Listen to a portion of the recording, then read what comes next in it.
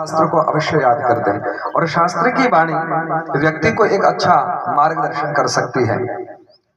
तो शास्त्र कहता है सत्यम वद धर्मम चर मातृदेवो भव पितृदेवो भव आचार्य देवो भव अतिथि देवो भव। हमारा उपनिषद कहता है कि सत्यम वद धर्मम चर। बोले हे व्यक्ति, तू अपने जीवन की शुरुआत कर रहा है तो सत्य पर चलना और धर्माचरण करना। यदि ये बात किसी के भी जीवन में है तो वो आदमी संसार के किसी भी कोने में चला जाए उससे कोई भूल नहीं हो सकती है। वो जहां भी जाएगा एक आदर्श स्थापित करेगा। तो हमारा जीवन कैसा होना चाहिए? सत्य पर चलने वाला जीवन होना चाहिए और धर्माचरण से युक्त होना चाहिए। और अब रही बात, आप पढ़ लिख करके 12वीं कक्षा में आए और उसको पार करके और सीधा कॉलेज में जाना है, अब तो वो तैयारी है आपकी। तो सेज की बात है कि अब जैसे भी आदमी आगे बढ़ता है तो बहुत बड़े परिवर्तन आते हैं। तो आप लोगों की विशेष बात क्या होती है? सभी के स्मरण में है, बालकों के भी स्मरण में है, बड़ों के भी स्मरण में है कि छोटा बच्चा जब भी स्कूल जाता है एक विशेष घटना घटती है। क्या घटना घटती है पता है? माँ एक टिफिन तैयार करके साथ में देती है और कहती है कि बेटा ले जाओ, जैसे इंटरवल होता है, छुट्टी होती है, भोजन जरूर कर लेना। ये सभी के जीवन में घटना घटती है, प्रत्येक व्यक्ति के जीवन में घटना घटती है। पूरे समय रहते भोजन कर लेना और बांट करके भोजन करना। मतलब माँ शुरुआत से ऐसी नींव रखती है कि बालक बड़ा होकर के बांट करके खाना सीख जाए। और वो सबसे पहली खुराक है कि इंसान कितनी भी भागा दौड़ करता है तो भोजन के ही लिए करता है, तो समय पर भोजन करते रहना। और ये बात एक दिन की, 2 दिन की, 4 दिन की नहीं, बचपन से 55 तक माँ यही बात कहती रहती है। बच्चा पढ़ लिख करके बड़ा हो जाता, नौकरी लग जाती, फिर भी माँ टिफिन देते हुए वही बात कहती है। कहती है देखो पहले तुम बस में चढ़ते थे, कहते कि संभल करके बस में चढ़ना, गिरना मत। छोटे हो तो, बड़े होते तो माँ क्या कहती? ड्राइविंग ख्याल से करना और समय रहते भोजन जरूर कर लेना।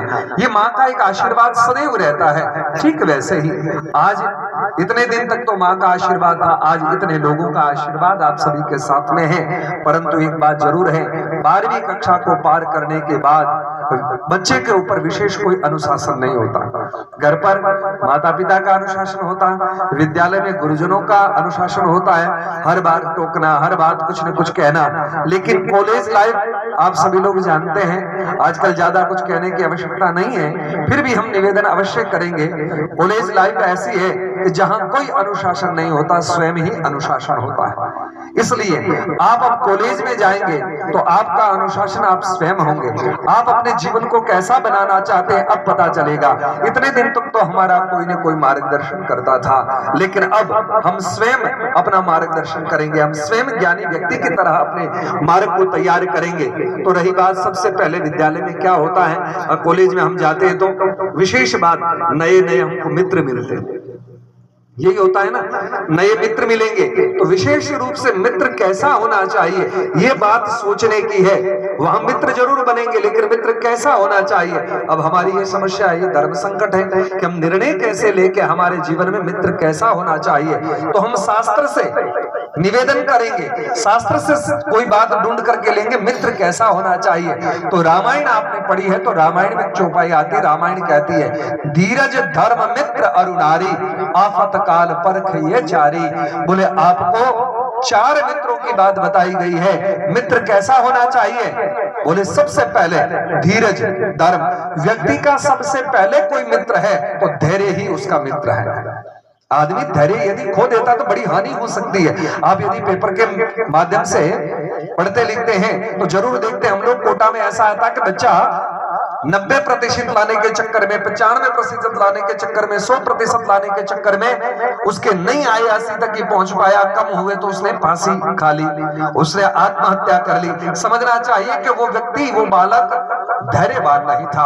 बाकी धैर्यवान तो वो व्यक्ति होता चींटी की तरह। चींटी बार बार वृक्ष पर चढ़ती है, बार बार गिर जाती है, लेकिन अपना पुरुषार्थ नहीं छोड़ती, अपनी कोशिश नहीं छोड़ती, एक दिन वहां चढ़ करके ही रहती है। प्रत्येक व्यक्ति को चाहिए, कम से कम विद्यार्थी को तो चाहिए ही कि उसको हमेशा विद्यार्थी रहना है, हर क्षण विद्यार्थी रहना है। तो इसके लिए उसका धैर्य ही सबसे बड़ा मित्र होगा। तो सबसे पहले छोटी बात पर उत्तेजित हो जाना, छोटी बात पर क्रोधित हो जाना, ये व्यक्ति का विनाश कर करता है। इसलिए सबसे पहले धैर्यवान बनना सीखे। इसलिए हमें जब कभी भी कोई बात कहनी होती धैर्य की, तो हम सबसे पहला दृष्टांत धरती का देते हैं। बोले धरती की तरह धैर्यवान होना चाहिए। सीता धरती की बेटी थी, इसलिए वो इतनी धैर्यवान रही, इतनी धैर्यवान रही। आखिर जब धैर्य टूटा तब धरती से कहा कि हे मां, अब मैं अपना धैर्य खो रही हूं, तुम अपने गोद में संभालो। तब धरती फटी थी। तो इतना धैर्यवान व्यक्ति होना चाहिए, अंतिम समय तक, चरम सीमा तक अपने धैर्य को नहीं खोए। तो सबसे पहला मित्र कौन होना चाहिए? धैर्य होना चाहिए। ठीक बात है। उसके बाद और मित्र भी यदि जीवन में बना भी लो तो मित्र ऐसा होना चाहिए, मित्र ऐड़ा कीजिए जो ढाल सरी का हो। मित्र कैसा होना चाहिए? बोले ढाल की तरह। बोले ढाल का क्या गुण है? बोले ढाल का गुण है जब युद्ध होता है तो ढाल निकल करके सामने आ जाती है और रक्षा करती है। चाहे कितना भी गहरा घाव हो, ढाल अपने छाती पर खा करके और अपनी रक्षा करती है। समझना चाहिए कि ऐसा मित्र हो तब तो बनाने का आनंद है। और जैसे ही युद्ध समाप्त होता है, जैसे ही संकट टलता है, वही ढाल सामने से हट करके पीठ के पीछे चली जाती है। होता है ना ऐसा?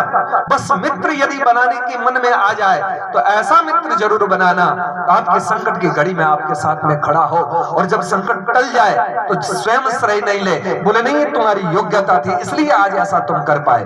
लेकिन आज के कैसे मित्र होते हैं आप तो जानते ही हो, ज्यादा क्या बताएं। आजकल मित्र ऐसे होते हैं जब कभी भी जरूरत पड़ती है कहते तो रहते हैं कि भाई आधी रात को भी याद कर लेना, जान हाजिर है। और लोगों को लगता भी ऐसा ही है कि हमारे ऐसे ही मित्र है। आपने इतिहास की बात पढ़ी हो, जोधपुर दरबार का इतिहास में ऐसा लिखा जाता है कि वो हमेशा जाकर के गुरुजी से कहते थे, बोले मेरे जैसा परिवार किसी के पास नहीं, मेरी जैसी प्रजा किसी के पास नहीं, मेरी जैसी संपन्नता किसी के पास नहीं है। गुरुजी ने कहा सम्राट ये तुम्हारा भ्रम है। बोले भ्रम कैसे हो सकता है? बोले तुम जानना चाहते हो? बोले हाँ। तो एक छोटा सा समाधि सिखाता हो, और महात्मा जी ने ऐसा सिखाया, बोले अपने आंख से देखना और कान से सुनना जारी रहेगा, लेकिन धड़कन कैसे रुकेगी किसी को पता भी नहीं चलेगा। और सीखने के बाद उन्होंने ऐसा ही कुछ किया, समाधि लगा ली तो सबको लगा कि शरीर छूट गया। लेकिन उससे पूर्व उन्होंने कहा था, बोले मेरे जितने भी अमूल्य आभूषण हैं वो सारे के सारे जब मेरा शरीर छूटे तो अंत्येष्टि के लिए साथ में दे देना, और उसके बाद जितने भी मेरी विशेष मुझे प्रिय